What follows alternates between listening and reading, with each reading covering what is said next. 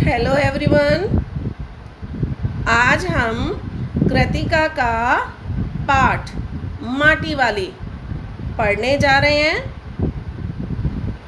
इस पाठ के लेखक विद्यासागर नौटियाल हैं।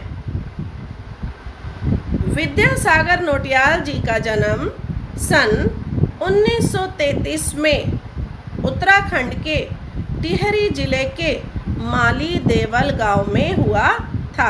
अर्थात उत्तराखंड के एक जिला है टिहरी, उसके भी माली देवल गांव में इनका जन्म हुआ था।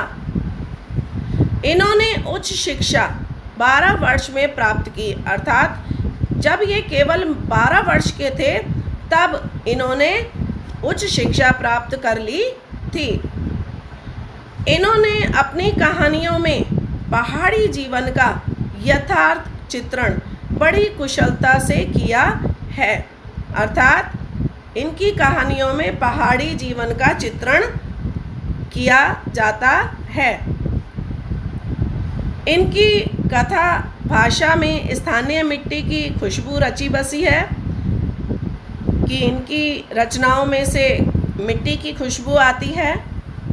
इनका निधन सन 2012 में हुआ था। विद्यासागर नौटियाल जी की मुख्य कृतियां हैं टिहरी कहानियां, सूची डोर, उलझे रिश्ते, बीम अकेली, सूरज सबका है, उत्तर बायां है, झुंड से बिछड़ा, ये एक उपन्यास है, मोहन गाता जाएगा, ये एक आत्मकथा है। ऐसी और भी कई रचनाएं हैं जो विद्यासागर जी ने लिखी हैं। उन्हीं में से एक हमारे पाठ्यक्रम में संकलित है माटी वाली।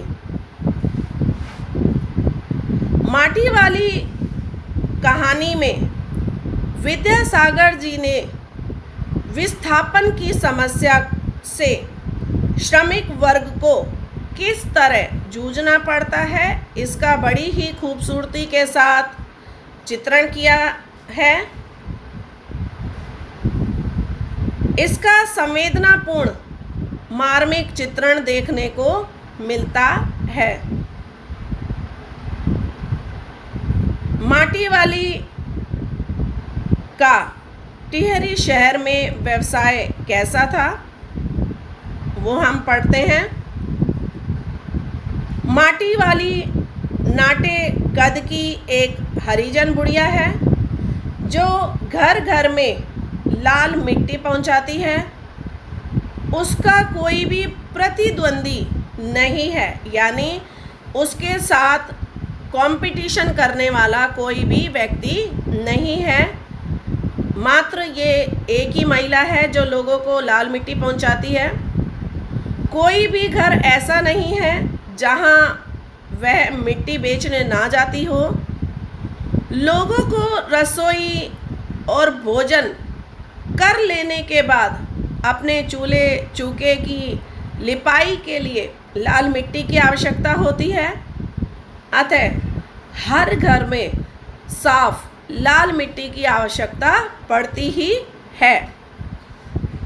साल 2 साल में मकान के कमरों को लीपने और दीवारों को गोबर की लिपाई करने के लिए भी लाल मिट्टी की ज़रूरत पड़ती रहती है। अर्थात सभी लोगों को लाल मिट्टी की ज़रूरत पड़ती है। इसलिए मिट्टी वाली की नित्य नए ग्राहक बनते जाते हैं। सेकंड पॉइंट है मिट्टी वाली के कनस्तर की पहचान।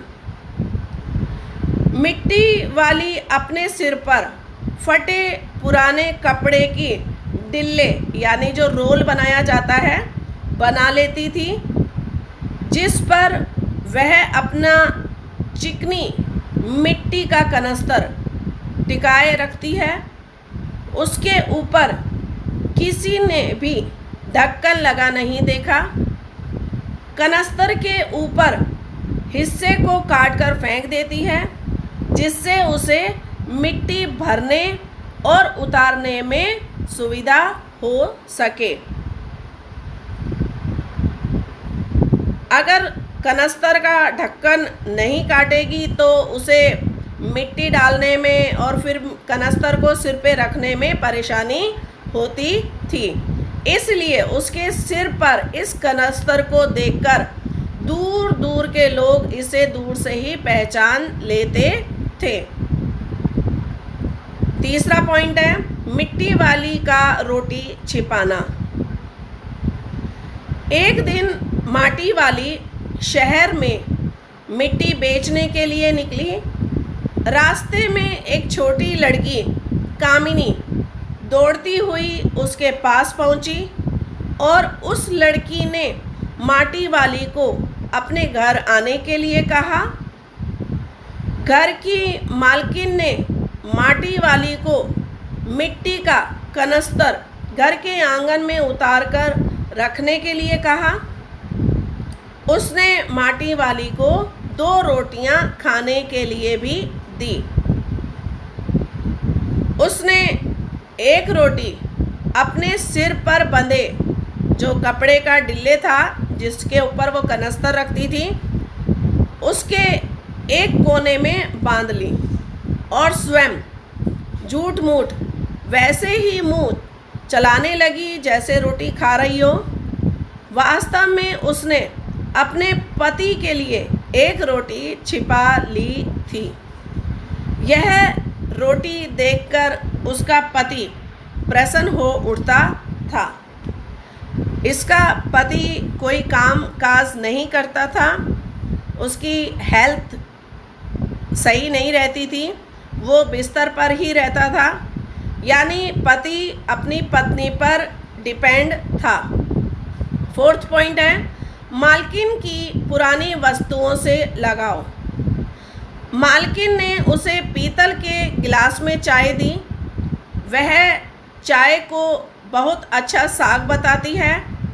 माटी वाली ने कहा कि यह पीतल के गिलास तुमने संभाल कर रखे हैं, वरना अब ये कहाँ दिखते हैं घरों में। तब मालकिन ने उसे कहा कि यह हमारे पुरखों की गाढ़ी कमाई की निशानी है। उन्हें पुरानी चीज़ों से बहुत लगाव है। हमारे पूर्वजों ने न जाने कैसी तंगी के दिनों में दो दो पैसे जोड़कर ये चीज़ें खरीदी होंगी। यानी पुरानी चीज़ें लोग जब बनाते थे, खरीदते थे, तो वो अपनी बचत से ही बनाते थे, जिनकी आज तक के लोगों की नज़रों में कोई कीमत नहीं है। यानी न्यू जनरेशन पुरानी चीज़ों को अहमियत नहीं देती है। लेकिन मैं तो पुरखों की गाढ़ी कमाई की निशानी को व्यर्थ में नहीं बहा सकती, मालकिन ने समझाते हुए माटी वाली को कहा। ठकुराइन के घर से निकलकर दूसरे घर में प्रवेश।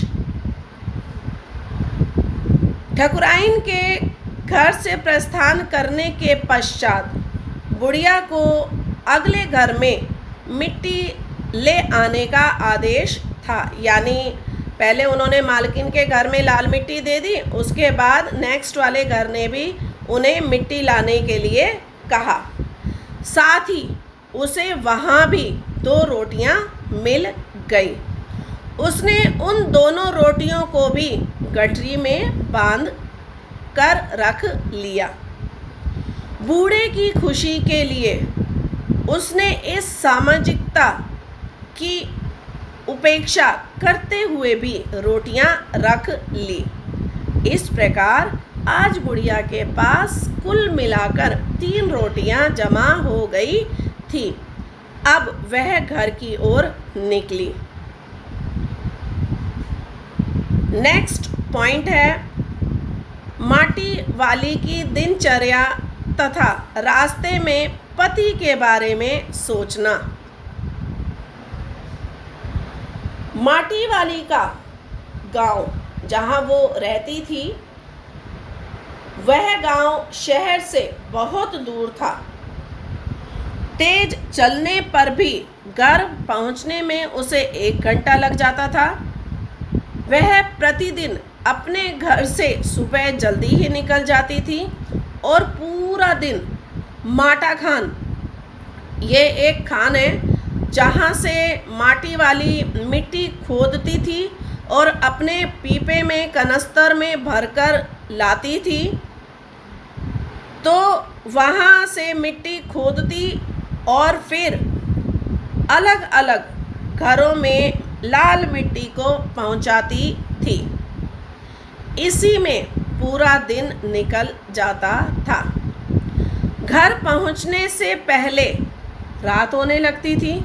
वह रोटी पहले नहीं दिखाएगी, ये सोच रही थी कि आज उसे 3 रोटियां मिली है, तो माटी वाली सोच रही थी कि आज इन रोटियों को अपने बूढ़े पति को नहीं दिखाएगी, बल्कि प्याज को कूटकर फिर उसे तलकर उसके साथ रोटियां अपने बूढ़े पति को साथ परोसेगी, यानी खाने को देगी।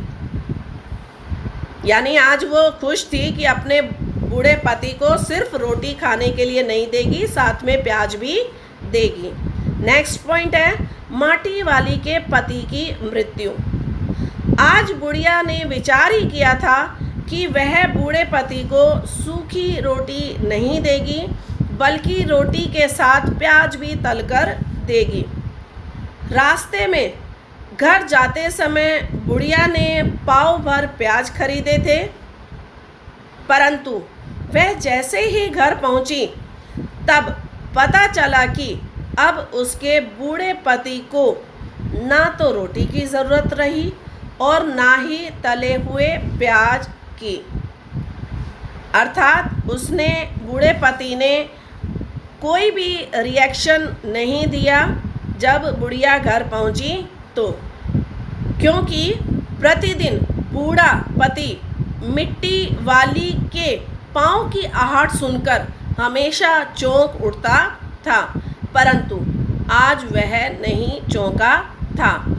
मिट्टी वाली यह सब देखकर घबरा गई कि बूढ़ा मेरी आहट पे क्यों नहीं चौंका, उसने रिएक्शन क्यों नहीं दिया। तब उसने बूढ़े पति को छूकर देखा, तब वह स्वर्ग सिधार चुका था, अर्थात उसकी मृत्यु हो गई थी। 8वां पॉइंट है टिहरी बांध के कारण उत्पन्न समस्या, यानी जो पुल बनाए जाते हैं उससे क्या क्या समस्या हो सकती है।